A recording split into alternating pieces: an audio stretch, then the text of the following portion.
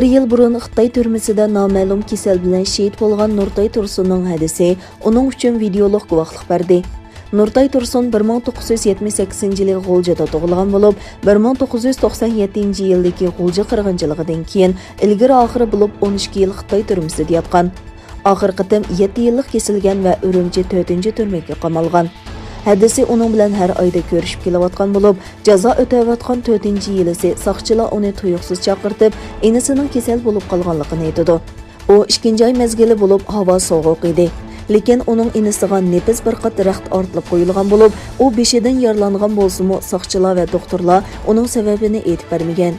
O soqchilardan inisini doktorxonaga yetkazib davolashni, qanchalik pul kelsa o'zi ustiga oladiganligini aytgan bo'lsa-mu, lekin soqchilar uning siyosiy jinoyatchi ekanligini aytib, ruxsat qilmaydi. Atsi uning G'uljadagi butun tuqqanlari, ayoli va bolalari Nurtayni ko'rgil keladi. Lekin bu vaqtda u allaburun kasal sababli gap qilolmas bo'lib qoladi. U vafot bo'lgandan keyin soqchilar uning jasadini berishni rad qiladi. Uydagilarning qat'iy talab qilib turib olishi bilan soqchilarning nazoratida dafn qilinishiga yo'l qo'ydi. Nurtay Tursun Sharqi Turkistonda Xitoyning zulm va qirg'inchiligiga uchirgan 100 minglagan Uyg'ur yoshdan faqat biridir.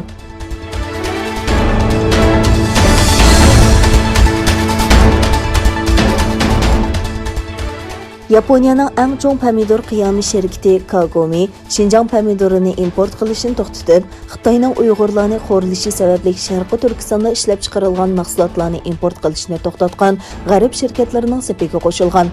Kuzatuvchilarning aytishicha, bu Xitoyning Uyg'ur elidagi majburiy emgakka chetishliq sohalarga berilgan yana bir zarba ekan. Niki Asiya to'rining xabar qilishicha, Kagome shirkatining bir vakili pomidor bahosi va sifati bilan birga kishilik huquq masalasimi bu qarorning chiqarilishidagi bir omil bo'lganligini aytgan.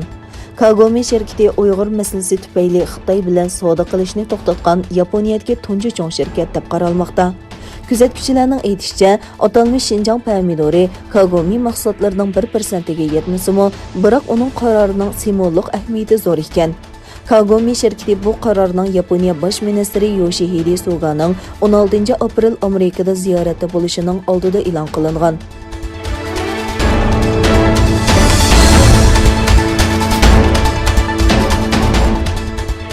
Amerika prezidenti Joe Biden va Yaponiya bosh ministri Yoshihide Suga o'zlarining Xitoyning Janubiy dengizidagi ta'sir doirasini kengaytirish urinishiga qarshi turganligini bildirdi.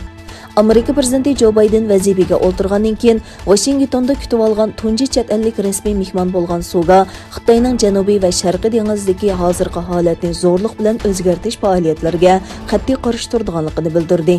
Ikki rahbar ko'rishgandan keyin e'lon qilgan birlashma bayonotida Amerikaning barliq imkoniyatlari bilan Yaponiyani qo'g'dashga qat'iy tavranmay tayyor ekanligi va yadro mumkinchiligining buning ishida ekanligi ta'kidlangan.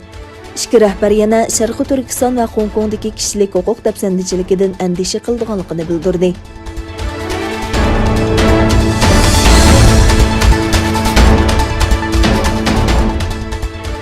Amerika va Xitoyning klimat o'zgarishiga qarshi turashdagi alohida vakillari John Kerry va Shi Jinhua Xitoyning Shanxay shahrida 2 kunlik uchrashishdan keyin hukumatlarga vakolatan birlashma bayonot e'lon qildi. Yaqinda Uyg'ur qirg'inchiligi va Hong Kongdagi kishilik huquq dafsandichiligi sababli diplomatik krizisga duch kelgan ikki davlat klimat o'zgarishiga qarshi turishda hamkorlik uchiri berdi. Kerry bilan Jinhua o'rtasidagi suhbatdan keyin e'lon qilgan birlashma bayonotida Parij klimat kelishimining shartlarining ijro qilinishining klimat o'zgarishiga qarshi turishda kam bo'lsa bo'lmaydigan masala ekanligi va har ikki davlatning bu masalaga sezgir muomala qiladiganligi o'tirg'a qo'yildi. Amerikaning sobiq prezidenti Donald Trump davlatini Parij klimat kelishimidan chekindirgan edi. Ammo 20 yanvar vazifaga o'tirgan Joe Biden hukumati Amerikani kelishimga qaytardi.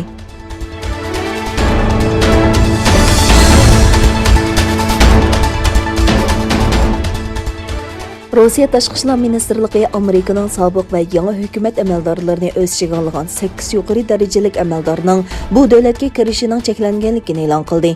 Rossiya Tashqi ishlar ministrligi bayonot e'lon qilib, Amerika Adliya ministri Garland, Federatsiya turma idorasining boshlig'i Karvajal, davlat bexatarlik ministri Mayorkas, shuningdek Amerikaning Birlashgan Davlatlar Tashkilotidagi sobiq bosh elchisi Susan Rice, Federatsiya tekshirish idorasining boshlig'i Christopher Varay, davlatlik axborot direktori Avril Haines, Oqsaroyning sobiq davlat bexatarlik maslahatchisi John Bolton va Markaziy axborot idorasining sobiq direktori Robert James Velisning Rossiyaga kirishining cheklanganligini bildirdi. Rossiya Tashqi ishlar ministrligi yana 10 amerikalik diplomatning chegaradan qo'g'lab chiqarilganligini va qisqa vaqt ichida tayinlangan Amerika diplomatlarining sonining har yili 10 ga qisqartirilganligini e'lon qildi. Amerika bir kun ilgari Rossiyaning tor hujumi orqali o'tgan yili noyabrda o'tkazilgan prezident saylamiga aralashganligi sababli bir qator jazolarni e'lon qilgan va 10 Rossiya diplomatining Amerikadan qo'g'langanligini bildirgan edi.